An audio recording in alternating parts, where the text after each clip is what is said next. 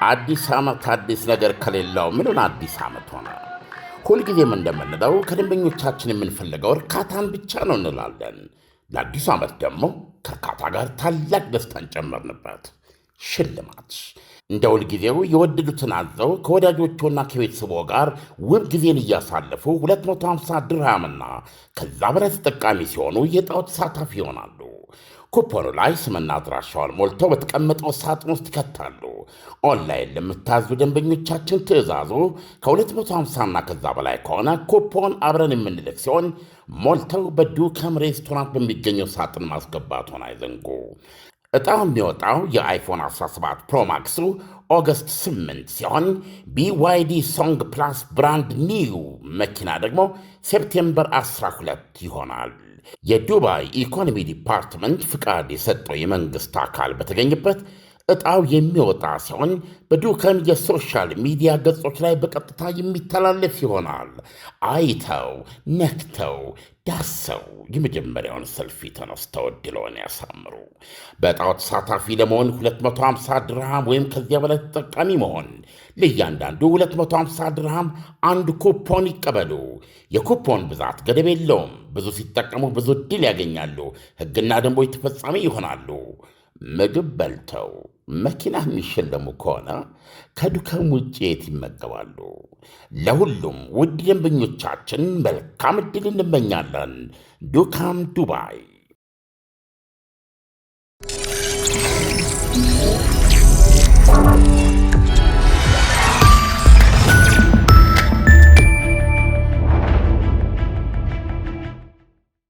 ጤና ይስጥልኝ።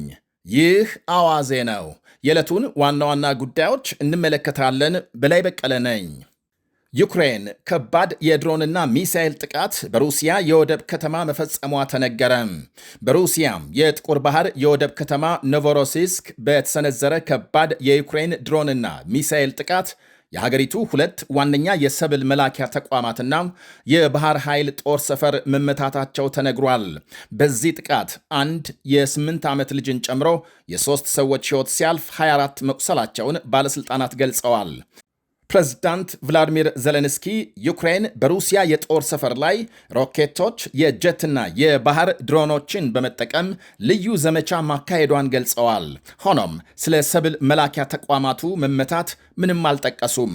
የዩክሬን ጦር ተከትሎ ባወጣው መግለጫም 4 የሩሲያ የጦር መርከቦች መመታታቸውን አሳውቋል። ሩሲያም በጉዳዩ ላይ የሰጠችው አስተያየት የለም።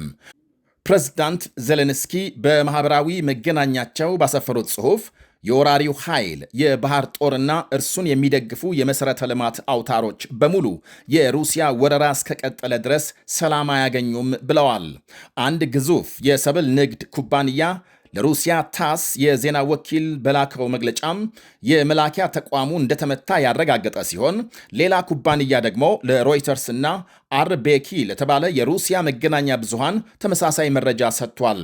የሩሲያ የእርሻ ሚኒስቴር ባወጣው መግለጫም የጭነት ፍሰቱን ወደ ባልቲክና ካስፒያን ባህር ወደቦች እንዲሁም ወደ የብስ ለማዞር እየሰራ መሆኑን ከመግለጽ ውጪ ስለ ዩክሬን ጥቃቶች ምንም አላለም። ሞስኮ ቀደም ሲል ባካሄደችው የአየር ጥቃት ቢያንስ 11 ሰዎች መገደላቸው ተመልክቷል። የሩሲያ ፕሬዝዳንት ቭላዲሚር ፑቲን በዩክሬን ወረራ መፈጸማቸውን ተከትሎ ጥቁር ባህር ላይ አንጻራዊ ሰላም ሰፍኖ ቆይቷል። ሆኖም ከቅርብ ጊዜ ወዲህ ኪቭና ሞስኮ የወደብና የመርከብ ጥቃቶችን እንደገና ጀምረዋል። የሁቲ አማጽያን በጂዛን ሳውዲ አረቢያ በሚገኝ ነዳጅ ማጣሪያ የድሮን ጥቃት መፈጸማቸው ተነገረ። የየመኑ ሁቲ ቡድን በሳውዲ አረቢያ ጂዛን ግዛት በሚገኘው የአራምኮ ነዳጅ ማጣሪያ ላይ የድሮን ጥቃት መፈጸሙን አልጀዚራ አንድ ወታደራዊ ምንጭ ጠቅሶ ዘግቧል። ጥቃቱ የተፈጸመው ሳውዲ አረቢያ በሳዳና ሃጃ ግዛቶች የየመንን የአየር ክልል ጥሳለች መባሉን ተከትሎ ነው። ይህ በእንዲህ እንዳለ ግብፅ በቀይ ባህር በሚገኙ የንግድ መርከቦች ላይ የሚፈጸሙ ጥቃቶችን አውግዛለች። በታንዛኒያ ሰንደቅ ዓላማ ስር ትጓዝ የነበረች የየመንን ንብረት ጨምሮ በቀይ ባህር 2 የንግድ መርከቦች ላይ የተፈጸሙ ጥቃቶችን የግብፅ ውጭ ጉዳይ ሚኒስቴር ዛሬ አውግዟል። የየመን መርከብ ጥቃት የተፈጸመባት በባብ ኤልማንደብ የባህር ሰርጥ አቅራቢያ ነው። በተጨማሪም ቀደም ሲል በሳውዲ የነዳጅ መርከብ ላይ የተፈጸመውንም ጥቃት ሚኒስቴሩ አውግዟል። ካይሮ ጥቃቶቹ ከዓለም ዋነኛ የመርከብ መስመሮች አንዱ በሆነው በቀይ ባህር በኩል በሚደረገው ደህንነቱ የተጠበቀ ጉዞና የባህር ደህንነት ላይ ከፍተኛ ስጋት ደቅነዋል ብላለች። ግብፅ በንግድ መርከቦችና በሲቪል ተቋማት ላይ የሚፈጸሙ ጥቃቶች በአስቸኳይ እንዲቆሙ፣ የባህር ላይ የመዘዋወር ነፃነትና ዓለም አቀፍ ሕጎች ሙሉ በሙሉ እንዲከበሩ መጠየቋም ታውቋል። ኢራን ወደፊት በሚኖር ማንኛውም ጦርነት የበለጠ ማጥቃት ላይ ያተኮረ እርምጃ እንደምትወስድ አንድ የሀገሪቱ ወታደራዊ ባለሥልጣን አስጠነቀቁም። ኢራን ለከፋው ጦርነት እየተዘጋጀች እንደሆነና ድጋሜ ጥቃት ከተሰነዘረባት ከእስከዛሬው የከበደ የማጥቃት እርምጃ እንደምትወስድ ወታደራዊ ባለሥልጣኑ መናገራቸውን የፋርስ ዜና አገልግሎት ዘግቧል። ከመከላከያ አቅማችን በተጨማሪ የማጥቃት ስልት በማዳበር በማንኛውም መልኩ ለሚሰነዘርብን ጥቃት ምላሽ መስጠት እንደምንችልበት ወይም ደግሞ ወደምንችልበት የኃይል ደረጃ እየደረስን ነው ብለዋል። አክለውም ተዋጊዎቻችን ጣታቸውን በጠመንጃ ምላጭ ላይ እየጠበቁ ናቸው። ጠላት ሞኝነት ከፈጸመ ከዚህ ቀደሙ የበለጠ ታላቅ ውድቀት ያጋጥመዋል በማለት አስጠንቅቀዋል። የሆርሙዝ መተላለፊያን መከፈት በተመለከተ አሜሪካ በብቸኝነት የምትወስነው ጉዳይ እንዳልሆነና ሌላኛው ወገን የገባውን ቃል እስካላከበረ ምንም አይነት ለውጥ አይኖርም ብለዋል። አሜሪካ በሌላ በኩል በኢራን ወደቦች የጣለችው እገዳ ላልተወሰነ ጊዜ እንደሚቀጥል ገልጻለች። የአሜሪካ መከላከያ ሚኒስትር ፒት ሄግሴት የአሜሪካ የባህር ኃይል በኢራን ወደቦች ላይ የጣለው ከበባ ላልተወሰነ ጊዜ እንደሚቀጥል ዛሬ ገልጸዋል። ሄግሴት በፓናማ ለጋዜጠኞች በሰጡት መግለጫም የአሜሪካ ባህር ኃይል የጦር መርከቦቹን በየተራ እየቀያየረ ከበባውን ያለምንም ችግር እያካሄደ መሆኑንና አስፈላጊ ሆኖ በመገኘቱም እገዳው እንደሚቀጥል አመልክተዋል። ይሄ መግለጫም ዋሽንግተን በቴሄራን ላይ የምታደርገውን የኢኮኖሚና ወታደራዊ ጫና ለማጠናከር ያላትን ቁርጠኝነት ያሳያል ይላሉ ታዛቢዎች። ፕሬዝዳንት ትራምፕ አሜሪካ በሆርሙዝ ሰርጥና በዙሪያው ባሉ የባህር መስመሮች ላይ ሙሉ ቁጥጥር ማድረጓንና ከበባው የብረት ግንብ ሆኖ እየሰራ መሆኑን መግለጻቸው ይታወሳል። እገዳው ከተጣለ ወዲህ የአሜሪካ ጦር ወደ ኢራን ወደቦች ለማለፍ የሞከሩ በርካታ የንግድ መርከቦች መንገድ እንዲቀይሩ ማድረጉ ተገልጿል። የቱርክ የሳውዲና የፓኪስታን የጋራ መከላከያ ስምምነት የዓለምን ትኩረት እንደሳበ ቀጥሏል። ከ370 ሚሊዮን በላይ ሕዝብ፣ ከ1.4 ሚሊዮን በላይ ሰራዊት፣ 10 ሺህ ገደማ ተዋጊ ጀቶችና ታንኮች፣ ከ300 በላይ የባህር ኃይል መርከቦች እንዳላቸው ይነገራል። ሦስቱ ሀገሮች በጥምረት ቱርክ ለምሳሌ ከ480 ሺህ የሚልቅ ጦር ሰራዊት ሲኖራት ዓመታዊ ወታደራዊ በጀቷ ከ51 ቢሊዮን ዶላር በላይ ይደርሳል።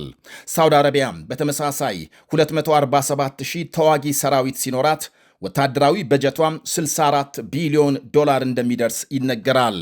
1000 ገደማም የጦር ጀቶች ታጥቃለች። 250 ሚሊዮን ሕዝብ ያላት ፓኪስታንም እንዲሁ ከ600 ሺህ የሚልቅ ሰራዊት እንዳላት ሲነገር ወታደራዊ በጀቷ ግን 9 ቢሊዮን ዶላር መሆኑን መረጃዎች አመልክተዋል።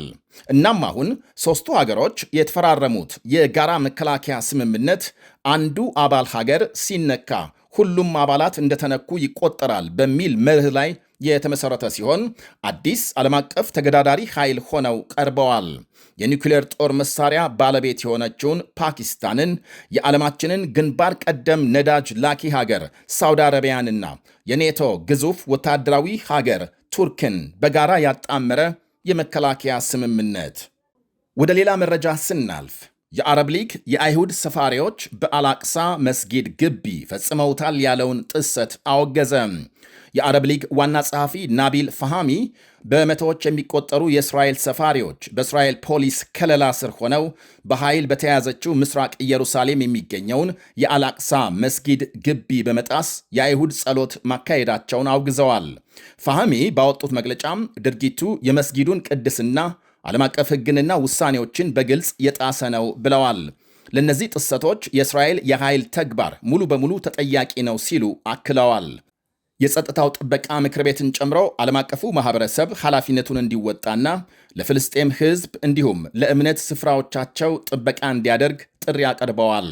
በከተማዋም ከ1967 ጀምሮ በሥራ ላይ ባለው ነባር ስምምነት ስታተስኩ መሠረት አይሁዶች ግቢውን ለመጎብኘት ቢፈቀድላቸውም ከሙስሊሞች ውጪ በስፍራው እንዲጸልዩ አይፈቀድም። ለሙስሊሞች ይሄ ግቢ ከካዕባና ከነቢዩ መስጊድ ቀጥሎ ሦስተኛው እጅግ ቅዱስ ስፍራ ነው።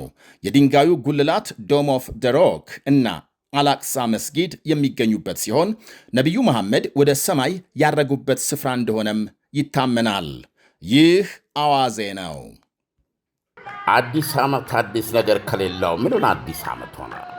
ሁልጊዜም እንደምንለው ከደንበኞቻችን የምንፈልገው እርካታን ብቻ ነው እንላለን። ለአዲሱ ዓመት ደግሞ ከእርካታ ጋር ታላቅ ደስታን ጨመርንበት። ሽልማት እንደ ሁልጊዜው የወደዱትን አዘው ከወዳጆቹና ከቤተሰቦ ጋር ውብ ጊዜን እያሳለፉ 250 ድርሃምና ከዛ በላይ ተጠቃሚ ሲሆኑ የዕጣው ተሳታፊ ይሆናሉ። ኩፖኑ ላይ ስምና አድራሻውን ሞልተው በተቀመጠው ሳጥን ውስጥ ይከታሉ። ኦንላይን ለምታዙ ደንበኞቻችን ትዕዛዙ ከ250ና ከዛ በላይ ከሆነ ኩፖን አብረን የምንልክ ሲሆን ሞልተው በዱከም ሬስቶራንት በሚገኘው ሳጥን ማስገባቱን አይዘንጉ። ዕጣው የሚወጣው የአይፎን 17 ፕሮማክሱ ኦገስት 8 ሲሆን BYD ሶንግ ፕላስ ብራንድ ኒው መኪና ደግሞ ሴፕቴምበር 12 ይሆናል። የዱባይ ኢኮኖሚ ዲፓርትመንት ፍቃድ የሰጠው የመንግሥት አካል በተገኘበት ዕጣው የሚወጣ ሲሆን በዱከም የሶሻል ሚዲያ ገጾች ላይ በቀጥታ የሚተላለፍ ይሆናል። አይተው ነክተው ዳሰው የመጀመሪያውን ሰልፊ ተነስተው ዕድልዎን ያሳምሩ። በዕጣው ተሳታፊ ለመሆን 250 ድርሃም ወይም ከዚያ በላይ ተጠቃሚ መሆን፣ ለእያንዳንዱ 250 ድርሃም አንድ ኩፖን ይቀበሉ። የኩፖን ብዛት ገደብ የለውም። ብዙ ሲጠቀሙ ብዙ ዕድል ያገኛሉ። ሕግና ደንቦች ተፈጻሚ ይሆናሉ። ምግብ በልተው መኪና የሚሸለሙ ከሆነ ከዱከም ውጭ የት ይመገባሉ? ለሁሉም ውድ ደንበኞቻችን መልካም ዕድል እንመኛለን። ዱካም ዱባይ።